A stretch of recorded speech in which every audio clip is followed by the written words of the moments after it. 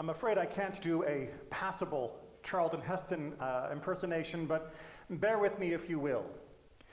Pharaoh, this is the last time I will come before you. If you do not let my people go, the Lord of all the earth will strike the firstborn of all the Egyptians, from the son of Pharaoh himself who sits upon the throne, down to the lowliest of maidservants who pushes the millstone, to even the firstborn of the beasts themselves. And Pharaoh responded, let me interrupt this broadcast to let you know that from now on, this is going to be the first month of your Jewish calendar. What you're going to do is take this month and it will be the start of your holiday cycle. And then you will have a holiday that comes at this month to commemorate the events that I was just talking about. This holiday will be known as Pesach, and it'll have a number of different commandments and different statutes that you will follow. This concludes this portion, and that means that get out of my sight, Moses.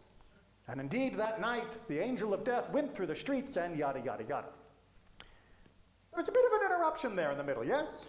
If you were an editor of a modern publishing house, I think you would get out the red pen somewhere in the middle of what I was just saying, and you'd circle a few paragraphs and maybe put a little question mark next to them. Like, I'm sorry, why is this here?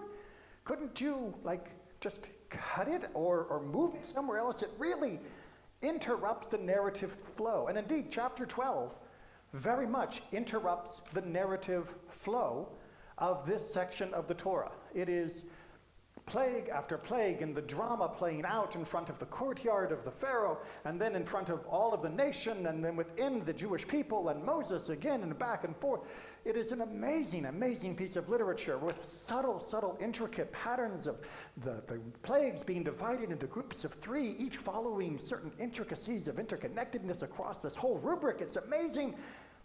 And then we get like someone reading Poor Richard's Almanac in the middle of all of this. We get an encyclopedia entry about calendar months. It is bizarre. In fact, it is so shocking that it makes you wonder why it is there. And indeed, our sages have wondered over the time of why it is there. One suggestion is that it is to remind us that although the drama of the Exodus is compelling, and it is something that draws in the listener, the reader, to its telling, that ultimately the Exodus was not a self-contained event. Meaning, unlike a Hollywood movie with a beginning, a rising action, a climax, and a conclusion, the Exodus is one blip in what the Torah is trying to achieve. It is one tiny little incident, if you will.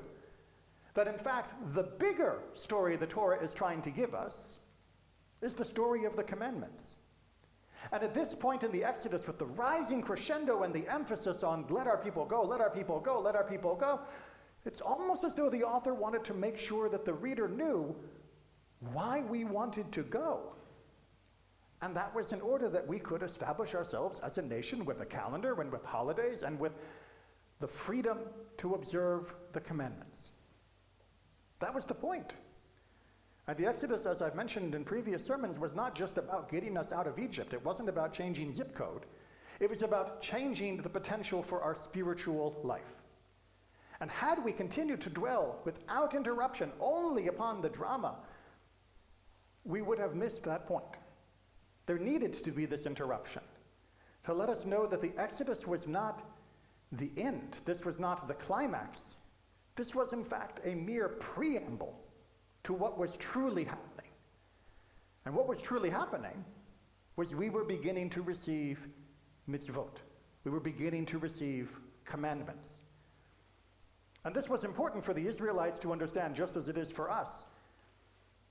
They are beginning to realize that leaving Pharaoh and following God means that they will be receiving new instructions. They will be receiving new commandments. They will be receiving a Torah in very short order that will guide them on how to live. And that explanation of our liberation is incredibly important. So important, in fact, that it made other commentators argue or wonder rather not why was this section here an interruption of the narrative, but the opposite, why was the narrative here at all in the first place? The very famous Rabbi Shlomo ben Yitzchak, better known as Rashi, in fact begins his first commentary on the Torah all the way back at Bereshit, asking that very question, saying, why are we starting here with the creation of the universe? Let's get to the important stuff, chapter 12 of the book of Exodus, where we learn how to have months. Now, most people would say, whoa, you think we should skip all of Genesis?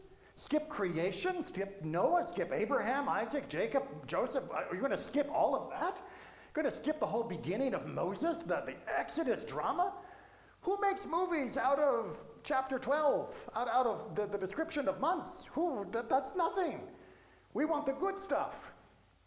But our sages said, no, the good stuff are the commandments. The stories are nice, and they serve purposes of moral instruction and understanding of our place in the world and all of that other fine, warm, and fuzzies. But ultimately, it is the commandments that God wanted us to receive that was the reason for the Torah's existence in the first place.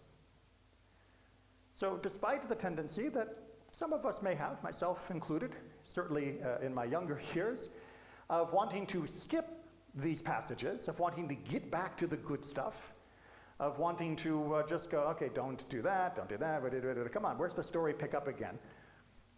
Don't. These are not digressions.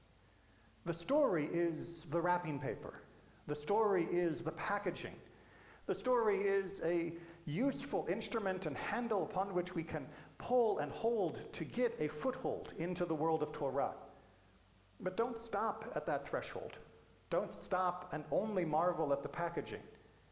Recognize that the laws, the statutes, the instructions that are contained within the deeper parts of the Torah are indeed the true gift that God gave us. For freedom without instruction is anarchy. Freedom without meaning is ennui. Freedom without understanding is chaos and depression. It is truly the mitzvot that make the Torah the greatest gift that God has ever given. Shabbat Shalom.